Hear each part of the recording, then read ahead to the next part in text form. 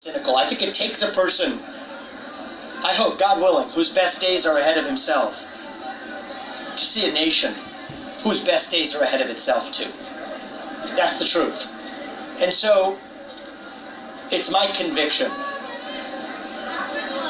that I'm going to be able to lead this nation forward, looking to ask the question, what are we running to? Instead of asking the question of what are we running from? And that's the real choice we face. It's not young or old. It's that, do you want to be running from something? Or do you want to be running to something? I'm the candidate in this race who's leading us to something. It so happens, and it's not a coincidence, that I am the candidate from a different generation. And that's the choice the voters are going to have to make. That's not up to me, that's up to the people of this state. My job is to let them know who I am and what I stand for. I'm not going to change my age except for one more time before the general election. I already changed it once 3 days ago. So I turned 38. Before I'm president, I'll be 39. But that'll be my last flip-flop on age. But it's going to be up to the people to decide whether or not they believe that, yes, a member of a new generation can actually, who would have ever thought, be the one who chases our future instead of chasing our past. Thank you. Asking you if you would step for a cabinet position or vice president or something like that. Even your critics say you're just in it for that. Well, I mean, the truth is, if I were building my political career, of course I would do that. I'm not building a political career. I'm not a politician. I don't do well in a number 2 position. I haven't been in one for a long time. So I think that Trump and I share that in common. I don't think he would accept my offer to be vice president either, but I think he would accept my offer to be an advisor and somebody who guides me through some of the challenges that he's been through to be able to go even further. And that's the relationship I expect us to have for the next several years. So thank you. We're starting to see more younger voters turn out each election. Your proposal to have people being, you have to be 25 to vote, do you think that that is going to sway voters away from it? That's not my proposal. My proposal is we need to revive civic duty. That every 18-year-old needs to know something about the country. The same thing about the country that an immigrant has to know in order to become a citizen. I think every kid who graduates from high school should know the same thing. And if not that, then at least serve the country in some minimal way. And you know what? That's going to dramatically cause young voting rates to skyrocket in this country. The reason young people aren't engaged is they don't know something about the country. You gotta have skin in the game to play in that game. So that's what I'm creating. I don't just feed people what they want to hear.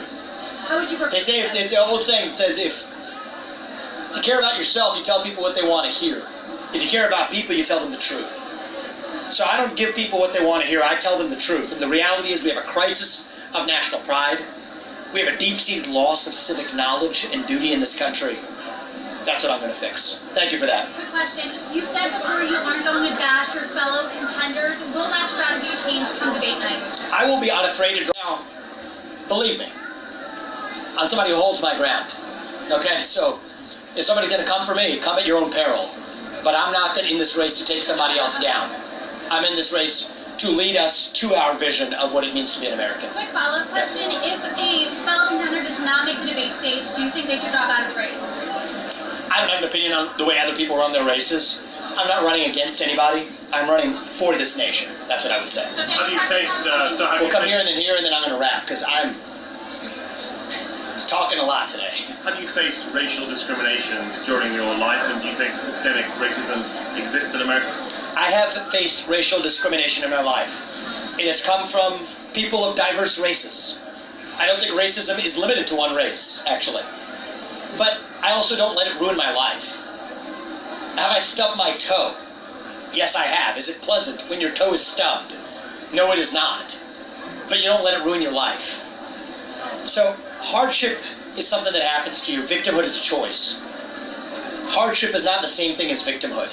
And I reject the narrative of systemic racism, because I think it is a fake, made-up concept to apologize for the failures of actual real systems, like a failing educational system that tells poor kids they're trapped in the zip code that they're born in. Failed systems that drive the fatherlessness epidemic in this country by the government fueling it. Many black kids are born into fatherlessness today, many more than were in 1950. Who created that? Lyndon Johnson and the federal government. So they blow woke smoke to deflect accountability for their own failures. I believe in getting to the root cause, rather than virtue signaling with fancy made-up terms like systemic racism, made to make people feel better about themselves. No, I believe in the truth. What do you think? Last question. A follow-up on something you said this morning. If you were to become the nominee, another puppet. Whichever puppet they trot out. I think that they seem to have, on one hand, an affinity for people who are different from the standard trope of biological attributes and genetic attributes of a prior president. So maybe that'd be Michelle Obama.